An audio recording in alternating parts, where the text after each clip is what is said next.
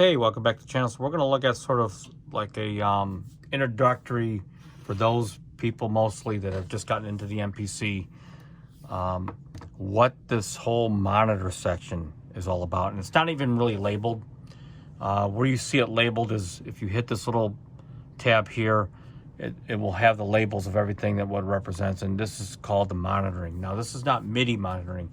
This is actually audio source monitoring as it relates to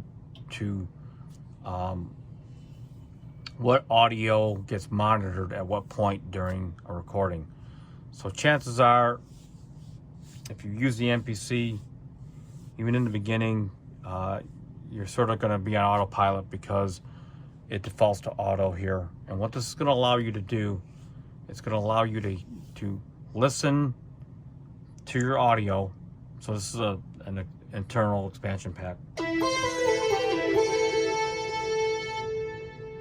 And as long as you have it record enabled, it's going to record whatever MIDI passage.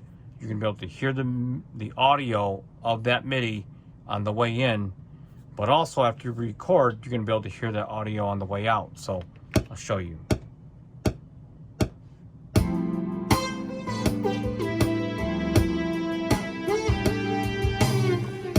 Okay, pretty straightforward. And here's the MIDI right here, as you can see up here.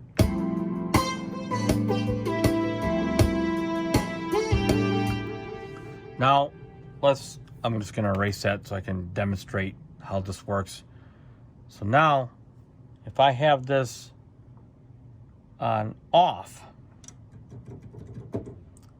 what that means is I can still record MIDI, and the MIDI will trigger the audio, but I won't be able to hear the MIDI on the way in.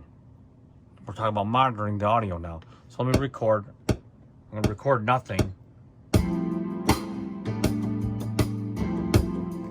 Okay, so on the way in, I can't hear the MIDI, but you can see it recorded right here. And now when I play it back, you can hear the MIDI on the way out. Okay, and that's that. Okay, now,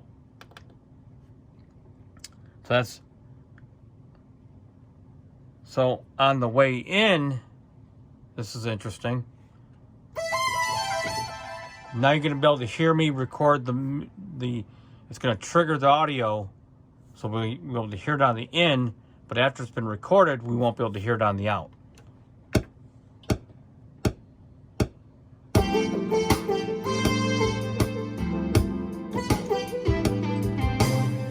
Okay, so you can see the MIDI here, and you could hear me play it, but when I play it back, you're not going to be able to hear the audio signal on the way out. The monitoring we're talking about. See? Okay, and that's not the same thing as mute at all. That's not the same thing at all. We're talking about monitoring the audio signal itself. Okay, in this case, it's an internal expansion pack. Okay, so let me erase this, and let's go to merge. One more, and merge. So merge. Now you may get this confused in the beginning with auto, because watch, I'm going to play record, and we're going to be on merge.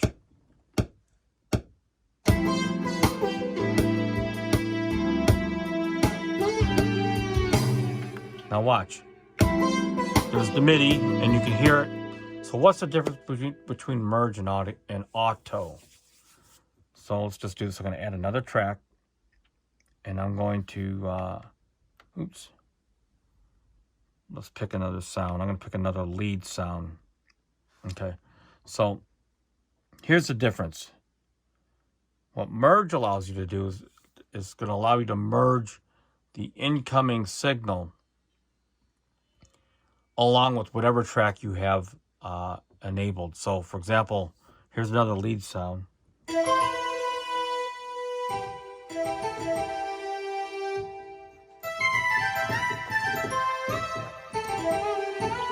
Okay, but what merge is going to allow you to do on any other track that you select. So let's go back to here. I'm going to hit merge. So I'm going to not record enable, and I'm going to have this on auto. So let's record enable this we'll do a couple combinations. So I'm gonna have this on auto. You're gonna hear this track sound on the input, denoted by the signal, and this screamer sound is gonna actually tag along on the input, and it's gonna allow me to control through MIDI anything that's been merged to this. Plus, I get to hear the input signal. So.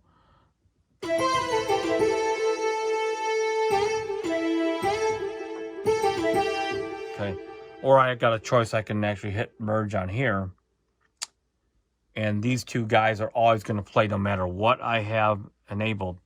You're going to hear both these sound at the same time like a layer.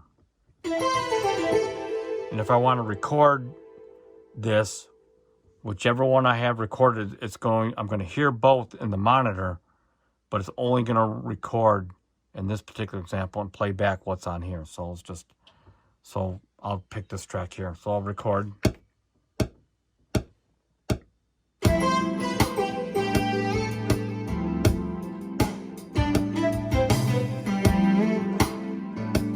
Okay, so what you're going to see is it recorded on track 3, the MIDI, and we could hear both tracks on the input, but when I play back, you're going to hear one track playback.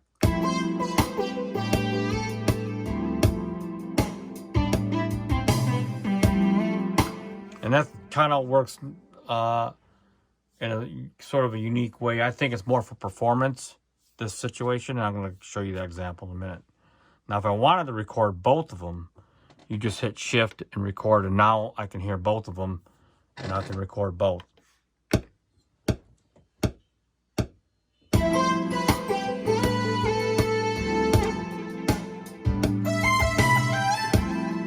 And now, this is sort of the classic, when it's on auto, it does the same thing.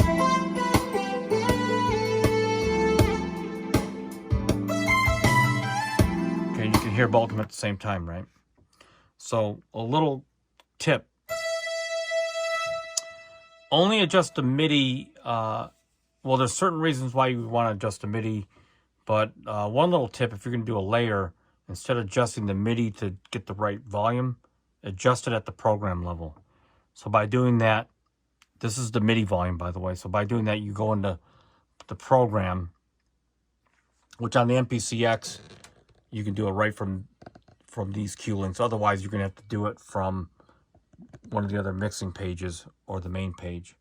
So here I've got a dedicated program mix, which you can't see on here, but it's over here.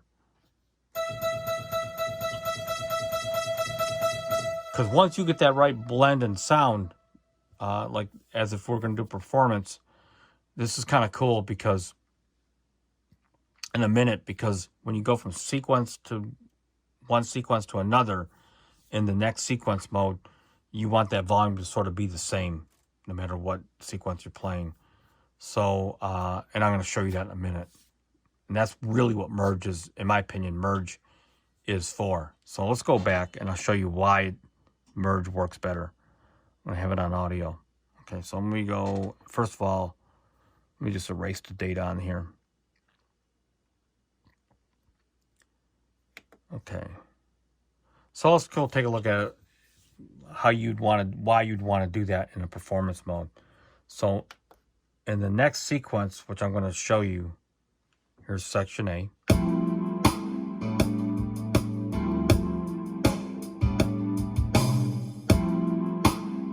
Okay, I'm going to go to section B.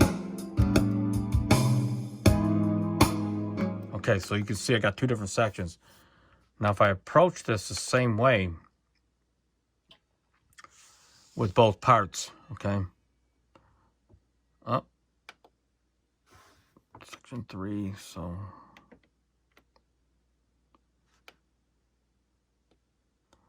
we'll put screamer on here. So section 1 was screamer on 3, and then 4 was, okay, so section 2, screamer on 3, and 4 on here. Okay. All right. So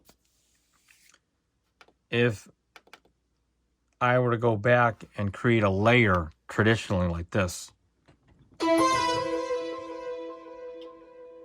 Okay, so we're gonna go here. I'm just gonna do a little volume adjusting.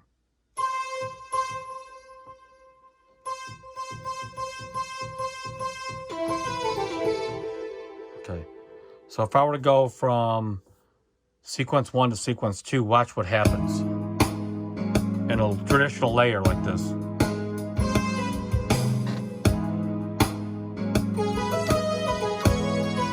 Now let's go to here. I lost by the layer, see? It disabled. So, in other words, if I create a layer here, right, and I play, now if I go to sequence 2 next, watch it disengage. See how it disengaged? So that can be not optimal for that situation. This is where merge really comes in. So what merge, what I showed you before, if I select merge on, let's say, this track and this track, right?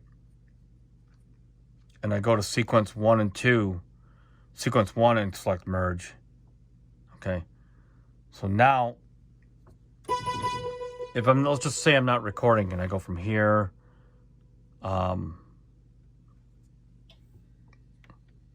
it's going to allow me to go from sequence 1 to sequence 2, and I don't have to have these record enabled, and whatever I play, it's always going to play together because these are selected to merge whatever signal, no matter what track I'm on. So for example, I'm going to go to track 1, sequence 1, and let it switch.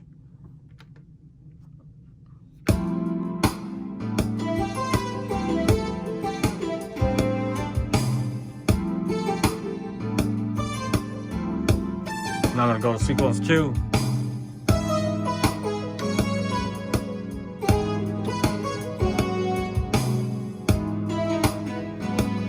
Now we'll go back to sequence 1.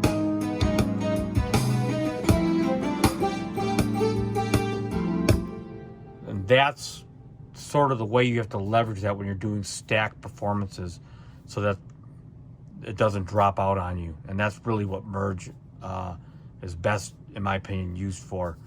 And as you can see, nothing's even record enabled. And you can do 6 tracks, 3 tracks, 1, 2 tracks, 3 tracks, 4 tracks, 5 tracks. But if you think you're going to record in real time, just make sure you have these enabled, and then you'll be able to record both of them. So for example, I'm going to go here and record.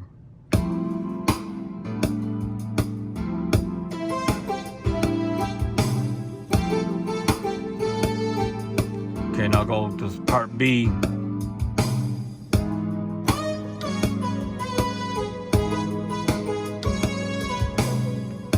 Okay, so that's what you want to do, is keep it in merge and then record enable if you're going to actually record both tracks. But in a situation like this where you're changing tracks and all that, that's what really merge works best for. And then you may have one complex situation where you have 2 people playing MIDI, for example, and you want them to record simultaneously, or one person to record, the other one person to play with you and not record. That could accommodate that too as well. It gets kind of a little complicated, but once you sort of play around with these different modes, you will sort of kind of get your head around the different possibilities that are offered when you're talking about monitoring. So, hope this video helps you out. And until next time, peace out.